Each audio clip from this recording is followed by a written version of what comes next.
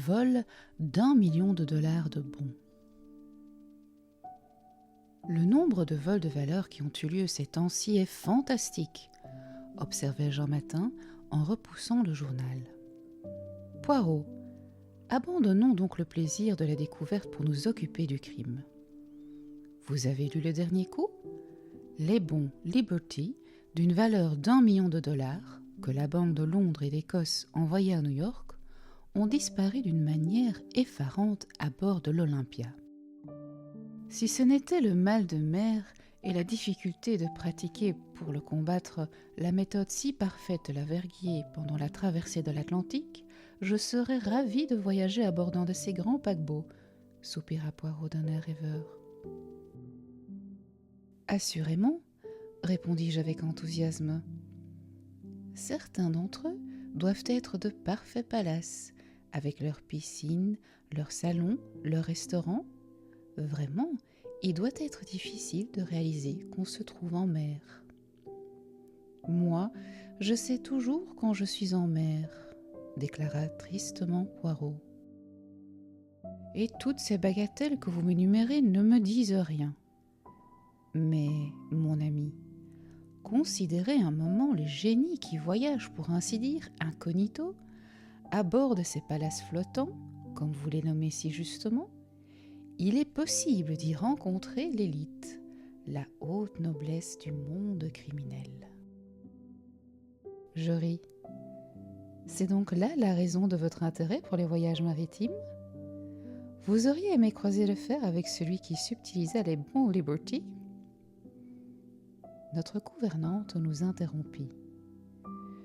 Une jeune lady désire vous voir, monsieur Poirot. Voici sa carte. Le Bristol portait l'inscription Miss Esmé Farquhar. Et Poirot, après avoir plongé sous la table pour y pêcher une miette égarée, qu'il mit soigneusement dans la corbeille à papier, fit signe à la logeuse de laisser entrer la visiteuse. Une minute plus tard, une des plus charmantes jeunes filles que j'ai vues fut introduite dans la pièce. Environ 25 ans, des grands yeux marrons et une silhouette parfaite. Elle était vêtue avec élégance et témoignait de manières agréables. « Asseyez-vous, je vous en prie, miss. Je vous présente le capitaine Hastings, qui m'aide dans mes petits problèmes. » « J'ai peur que ce ne soit un gros problème que je vous apporte aujourd'hui, monsieur Poirot, » répondit la jeune fille, m'adressant un gracieux signe de tête alors qu'elle s'asseyait. « Il est probable que vous en avez entendu parler par les journaux. Je fais allusion au vol de bons Liberty sur l'Olympia. » Le visage de Poirot dut exprimer de l'étonnement, car elle poursuivit vivement. Vous vous demandez sans doute quelle relation j'ai avec un aussi important établissement que la Banque de Londres et d'Écosse ? Dans un sens, aucune. Dans l'autre, une majeure.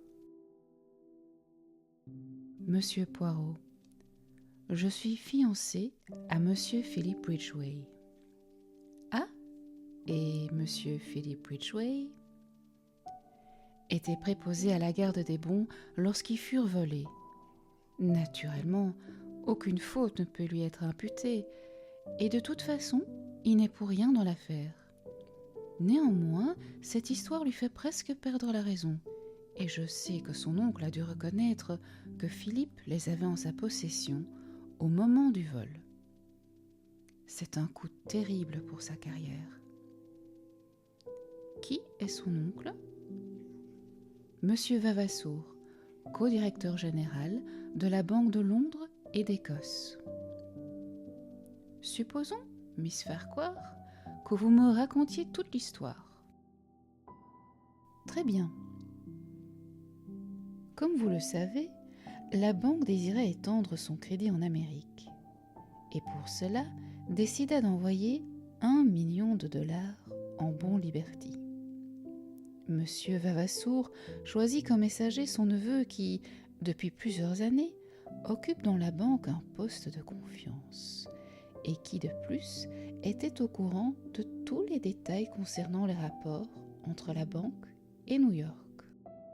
L'Olympia leva l'ancre de Liverpool le 23 et les bons furent remis à Philippe le matin même, en main propre, par M.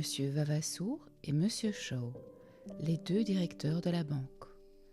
Les bons comptés, empaquetés et scellés en sa présence, Philippe les enferma dans sa malle. Une malle munie d'une serrure ordinaire ?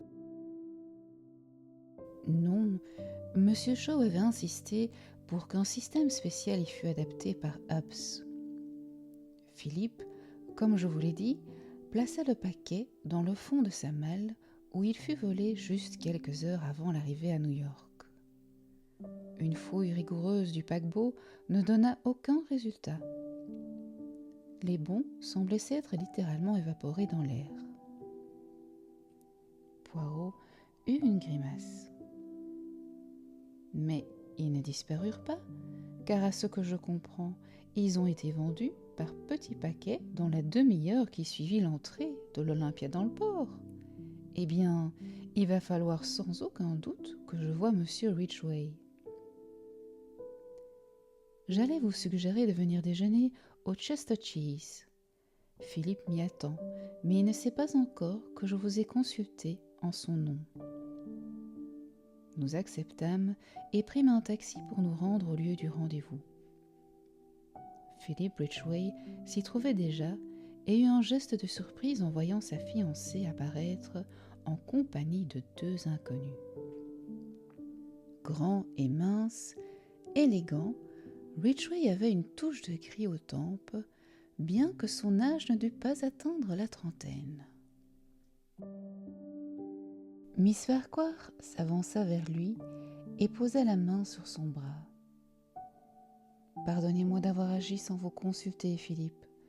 Permettez-moi de vous présenter Monsieur Hercule Poirot, dont vous avez sûrement entendu parler, et son ami, le capitaine Hastings. » Ridgway nous salua sans songer à masquer sa surprise. « Bien sûr, j'ai entendu parler de vous, Monsieur Poirot, mais je ne savais pas qu'Esmé songeait à vous consulter au sujet de notre problème. » « J'avais peur que vous refusiez de me laisser faire, Philippe, » expliqua Miss Farquhar avec douceur. Il sourit. « J'espère que Monsieur Poirot pourra éclaircir cette extraordinaire énigme, car je confesse franchement que je deviens presque fou d'anxiété à ce sujet. » En fait, son visage paraissait crispé et ne montrait que trop clairement le souci qui le rongeait. « Voyons, dit Poirot. Mettons-nous à table et tout en déjeunant, nous pourrons conférer et voir ce qu'il est possible de tenter. Je veux que M. Ridgway me raconte son histoire lui-même. » Tandis que nous dégustions l'excellent steak et kidney pudding de l'établissement, Philippe Ridgway narra les circonstances précédant la disparition des bons. Son récit correspondait à celui de Miss Farquhar. Lorsqu'il eut terminé, Poirot posa sa première question. « Qu'est-ce qui vous a amené à découvrir que les bons avaient été volés, Monsieur Ridgway ?» L'interpellé eut un ricanement amer. « Cela me sautait aux yeux, Monsieur Poirot. Je n'aurais pu me méprendre. Ma malle de cabine était à demi tirée de sous la couchette où je l'avais placée, et sa serrure portait des marques prouvant qu'on avait essayé de la forcer. Mais j'avais cru comprendre qu'elle avait été ouverte avec une clé. C'est exact. On a d'abord essayé de l'ouvrir par la force, mais en vain. À la fin, on a dû employer un autre moyen. « Curieux, murmura Poirot, dont les yeux commençaient à refléter cette lueur verte que je connaissais si bien. Très curieux. Les voleurs perdent un temps considérable à essayer de forcer la serrure et puis, sapristi, ils découvrent qu'ils détenaient la clé pendant tout ce temps. Car chaque serrure venant de chez Hobbs est unique. C'est bien pour cela qu'il ne pouvait être en possession de la clé. Elle ne m'a jamais quitté de jour ou de nuit. En êtes-vous sûr ? Certain. Et de plus, s'il avait eu, ou son double, pourquoi aurait-il perdu des minutes précieuses à essayer de forcer une serrure impossible à ouvrir de cette façon ? C'est exactement là la question que nous nous posons. Je me permets de prophétiser que la solution, si nous la trouvons jamais, tourne autour de ce fait curieux et paradoxal. Je vous prie de ne pas m'en vouloir de vous poser cette dernière question. Êtes-vous absolument certain de n'avoir jamais laissé la malle non verrouillée ? Philip Ridgway se contenta de le regarder, et Poirot eut un geste d'excuse. Ces choses peuvent arriver, je vous assure. Bien, les bons furent donc volés. Qu'en a fait le voleur ? Comment est-il parvenu à descendre à terre en les emportant ? Comment ? Je ne sais. Les autorités douanières, aussitôt informées, ont passé au peigne fin chaque voyageur à son arrivée à New York. Et les bons, j'imagine, formaient un paquet volumineux ? Certainement, ils auraient pu difficilement être dissimulés à bord du navire. Et de toute façon, nous savons que cela n'est pas, car ils apparurent sur le marché dans la demi-heure qui suivit l'arrivée de l'Olympia, longtemps avant que j'en communique les numéros par télégraphe. Un courtier affirme qu'il en acheta alors que l'Olympia n'avait pas encore accosté. Or, il n'est pas possible d'envoyer des bons par câble télégraphique. Non, mais est-ce qu'aucun remorqueur n'a rejoint votre paquebot ? Uniquement ceux des services officiels, et cela seulement après que l'alarme fut donnée, lorsqu'on commençait déjà à fouiller partout. Je surveillais moi-même les remorqueurs au cas où le paquet aurait été passé à quelqu'un de cette manière. Mon Dieu, monsieur Poirot, cette affaire me rendra fou. On commence à murmurer que je pourrais être l'auteur du vol. Mais on vous a fouillé, vous aussi, à votre débarquement ? Demanda Poirot doucement. Oui. Le jeune homme le regarda intrigué. Je vois que vous ne comprenez pas ma pensée. Et Poirot eut un sourire énigmatique. À présent, j'aimerais demander quelques renseignements à la banque. Ridgway sortit une carte de sa poche sur laquelle il griffonna quelques mots. Montrez ceci, et mon oncle vous recevra sans délai. Poirot le remercia, salua Miss Farquhar, et ensemble nous nous rendîmes à Threadneedle Street, où se dressait la maison mère de la Banque de Londres et d'Écosse. Sur présentation de la carte de Ridgway, nous fûmes conduits à travers un labyrinthe de comptoirs et bureaux où s'affairait une file d'employés encaissant et déboursant. Au premier étage, les deux codirecteurs nous reçurent dans une petite pièce à usage privé. Deux gentlemen graves, vieillis au service de la banque. Monsieur Vavasour portait une courte barbe blanche. Monsieur Shaw était rasé de frais. Si je comprends bien, vous êtes exclusivement un agent de recherche privé ? Entama monsieur Vavasour. D'accord. Nous nous sommes bien entendu placés entre les mains de Scotland Yard. L'inspecteur McNeil est chargé de l'affaire. Un policier très habile, je crois. J'en suis sûr, répondit Poirot poliment. Me permettez-vous de vous poser quelques questions au nom de votre neveu ? À propos de cette serrure, vous l'avez commandée chez Hobbs ? Je m'en suis chargé moi-même, intervint M. Shaw. Je n'aurais confié cette mission à personne. Quant aux clés, M. Ridgway en avait une, et les deux autres sont à la garde de mon collègue et de moi-même. Et il n'aurait pas été possible qu'un employé pût s'en approcher ? M. Shaw jeta un coup d'œil interrogateur à son associé qui prit la parole. « Je crois pouvoir vous affirmer qu'elles sont restées dans le coffre où nous les avons placées le 23. Mon collègue fut malheureusement malade il y a 15 jours. En fait, le jour même où Philippe nous quitta. Il vient seulement de se rétablir. Une céphalbronchite n'est pas une plaisanterie pour un homme de mon âge, expliqua l'intéressé d'un ton lugubre.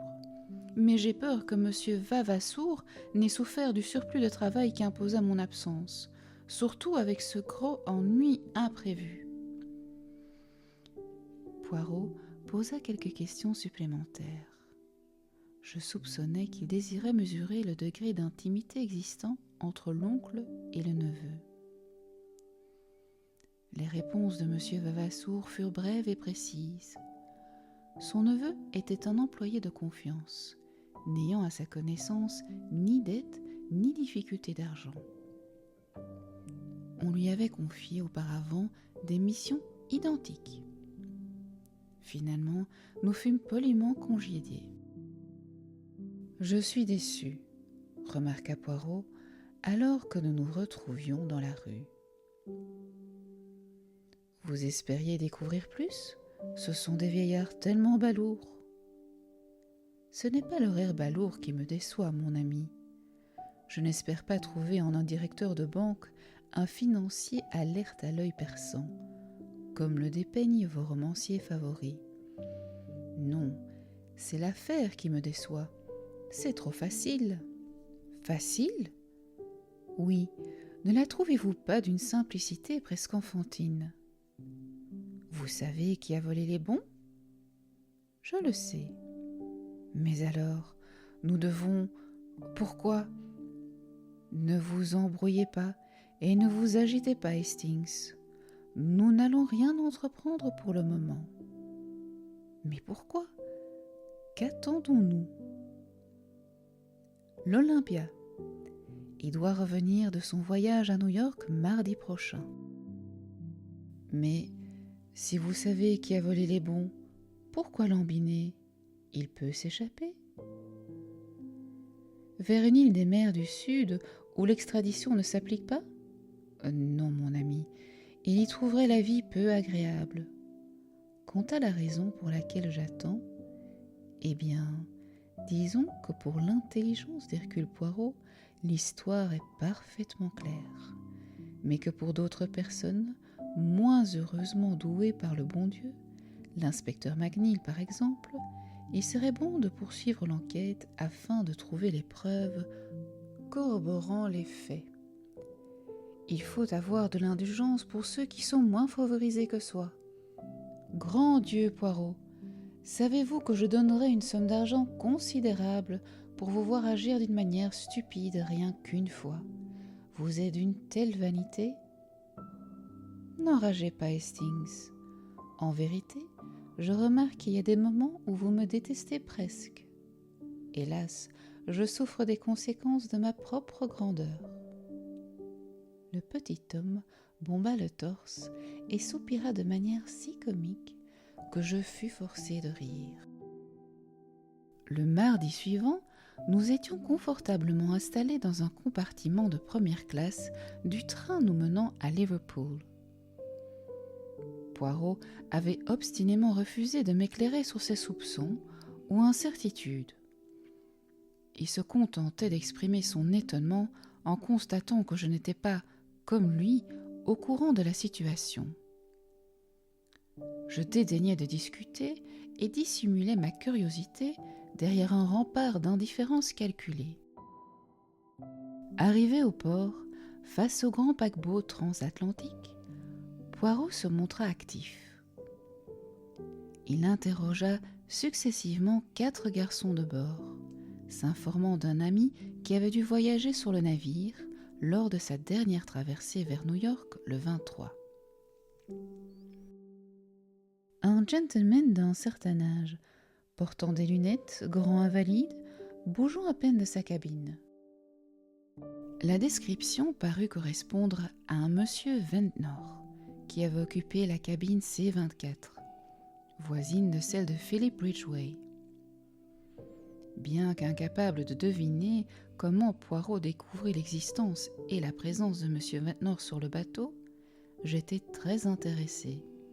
« Dites-moi, interrompis-je, ce gentleman fut-il l'un des premiers à descendre à terre à son arrivée à New York ?»« Pas du tout, monsieur. Il fut au contraire l'un des derniers. » Je battis en retraite, déconfit, et observai Poirot, qui me grimaça un sourire. Il remercia le garçon, lui glissa un billet, et nous repartîmes. « Tout ça est bien beau, remarquai-je avec emportement, et vous pouvez ricaner tant qu'il vous plaira. Mais cette dernière réponse a dû détruire toute votre précieuse théorie. Comme toujours, vous ne voyez rien, Hastings. Cette dernière réponse affirme au contraire le succès de ma théorie. » Je levai les mains au ciel en signe de désespoir. J'abandonne. Dans le train nous ramenant à Londres, Poirot se concentra un moment pour écrire un billet qu'il glissa dans une enveloppe. « Ceci est pour l'inspecteur McNeil. Nous le déposerons à Scotland Yard en passant.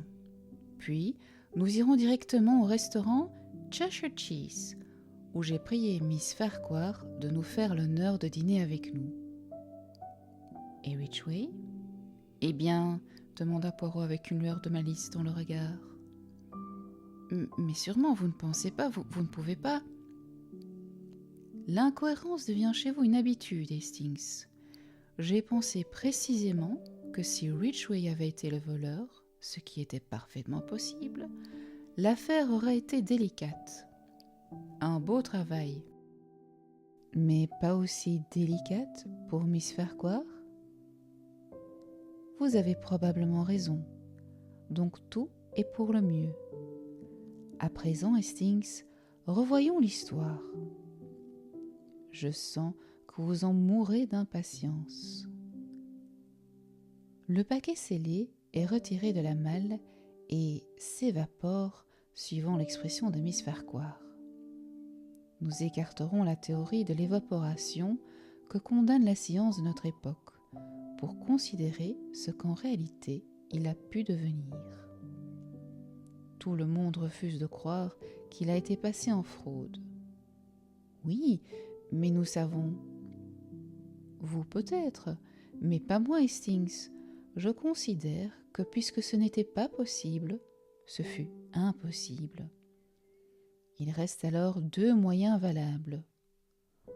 Ou l'on a caché le paquet à bord, également difficile il me semble, ou on l'a jeté par-dessus bord. Avec flotteur, vous voulez dire ? Sans flotteur. Je le regardais, ahuri. Mais si les bons avaient été jetés par-dessus bord, ils n'auraient pas pu être vendus à New York ? J'admire votre esprit logique, Hastings. Les bons étant vendus à New York, il nous faut éliminer cette possibilité. Vous voyez où cela mène ? Au point de départ où nous étions. Jamais de la vie. Si le paquet a été balancé par-dessus bord et les bons vendus à New York, le dit paquet ne pouvait contenir les bons. Possédons-nous la certitude que le paquet contenait bien les bons ? Souvenez-vous, M. Ridgway ne l'ouvrit jamais à partir du moment où il lui fit confier en main propre à Londres. Oui, mais à ce moment-là, permettez-moi de continuer. Le dernier instant, on les a vus, c'est bon, ils étaient encore dans le bureau de la Banque de Londres et d'Écosse, le matin du 23. Ils réapparaissent ensuite à New York, une demi-heure après que l'Olympia y arrive, et suivant un homme que personne n'écoute, avant même son arrivée. Supposons qu'ils ne se trouvèrent jamais sur l'Olympia. Pouvaient-ils parvenir à New York par quelque autre moyen ? Oui, le Gigantic quitte Southampton le même jour que l'Olympia et bat le record de l'Atlantique. Expédiés par le Gigantic, les bons arriveraient en Amérique un jour plus tôt, Dès lors, tout est clair et l'affaire commence à s'expliquer. Le paquet scellé n'est qu'un faux et sa substitution doit se produire dans le bureau de la banque à Londres. Il aurait été facile pour n'importe lequel des 3 hommes présents d'avoir préparé un paquet exactement semblable, pouvant passer pour l'original. Très bien. Les bons sont envoyés à un complice à New York, avec l'ordre de vendre dès que l'Olympia arrivera au port. Mais quelqu'un doit voyager à bord de l'Olympia pour déclencher le prétendu vol. Mais pourquoi ? Parce que Ridgway n'aurait eu qu'à ouvrir le paquet et découvrir qu'il s'agissait d'un faux, et que les soupçons pèsent directement sur Londres. Non. L'homme à bord, dans la cabine voisine de celle de Ridgway, fait son travail. Prétend forcer la serrure d'une manière flagrante afin d'attirer immédiatement l'attention sur un hypothétique voleur de rencontre et ouvre la malle avec une clé duplicata. Jette le paquet par-dessus bord et attend le dernier moment pour quitter le navire. Naturellement, il porte des lunettes pour masquer ses yeux et est invalide, car il ne veut pas risquer de rencontrer Ridgway. Il met pied à terre à New York et revient par le premier paquebot. Mais qui ? L'homme qui détenait une des 3 clés, celui qui commanda la serrure et qui n'a nullement été victime du bronchite chez lui, à la campagne. Enfin, le vieillard balourd, Monsieur Shaw. Il existe parfois des criminels qui occupent des postes importants, mon ami. Ah, nous sommes arrivés. Miss, j'ai réussi. Vous permettez ? Et radieux, Poirot posa un léger baiser sur les joues de la jeune fille étonnée.